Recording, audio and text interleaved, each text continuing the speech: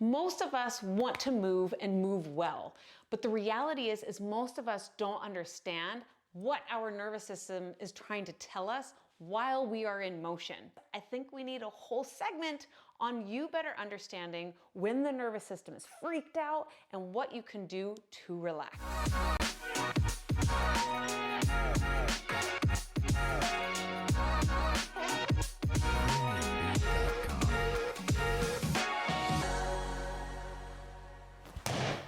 When something unexpected comes our way, it is only natural for us to want to squint our eyes, hold our breath, bring our arms in towards our body, and protect ourselves. This is known as startle reflex. It's not a bad thing to have. However, did you know that in your movement, you might have startle reflex happen while you're doing something simple? So let's first learn how to listen to your nervous system by introducing you to the toe challenge, the ultimate way to learn your nervous system. Begin with your hands down by your side. Don't tuck them in your pocket, hands down by your side. Bring your intention down to your feet. We're gonna focus in with your right foot first. Lifting the toes up off the ground, the foot stays on the floor, and we hold. 3, 2, let them release. Do the very same over to your left. Toes come up, pull them back towards your shin as you hold. 3, 2, 1.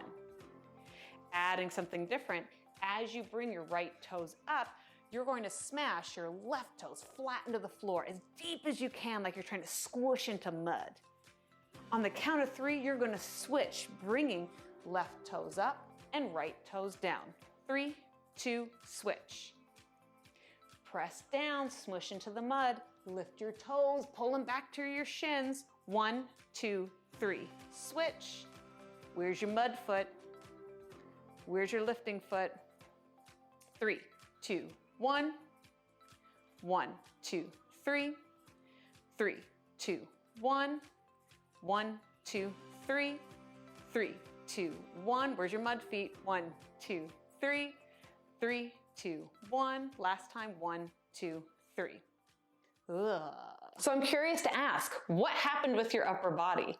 As you were doing the movement, did you look like this? Did you look like this? Did you need to watch? Were you holding your breath? Were your hands marionetting all over the place? Or were you completely sewn shut together, anticipating how to move your feet? You see, it's just your feet, right? Shouldn't be that big of a deal. Nothing's dangerous about the foot. But your nervous system thinks otherwise in the sense that this is totally new and foreign. Most of us don't move the feet, and therefore our bodies were moving a little differently.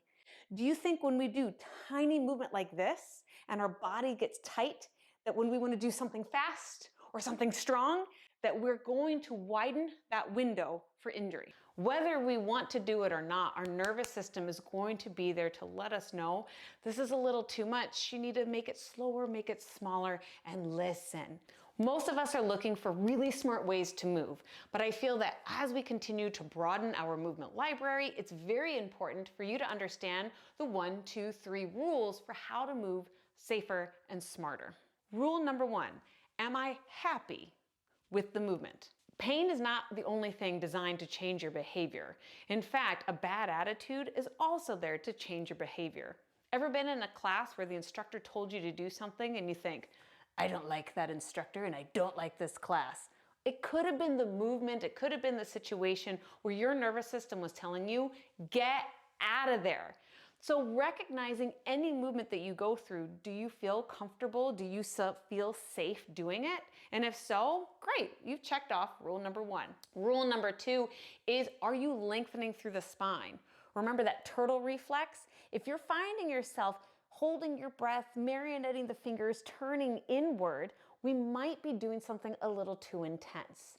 Lighten the load, go a little bit smaller, and ask yourself, can I be long and relaxed as I play? Tension is different in the sense that we need to hold tension through our bodies as we control our movement. So we're looking at the startle reflex of blinking the eyes, grinding the teeth, bringing our hands in towards our center, finding ourselves really tiny. Can I be long as I contract? That's different. And if you can, you've done rule number 2. Checking in last with rule number 3, and I find this to be pretty dang important. Am I breathing? As you go through different forms of exercise, there are different ways as to how and when you can breathe. So not getting into that chaos, I just want you to simply understand, am I able to breathe around the rib cage? I have a neuro warm-up video where we go through some sensory work, let alone mobility work, to help you better initiate your breathing habits during your activity. The link is down below if you are interested, but just in general, we need to check in and be sure that our body is functioning correctly from a respiratory perspective, because that's where your fuel is coming from, so that as you continue your movement, you are moving safely and having less potential injury. And now that your brain is ready for movement by knowing rule 1, 2, 3, you are ready for improving your movement atlas. So get yourself on over to one of my favorite movement drills, as it will help you for any activity that you're ready for.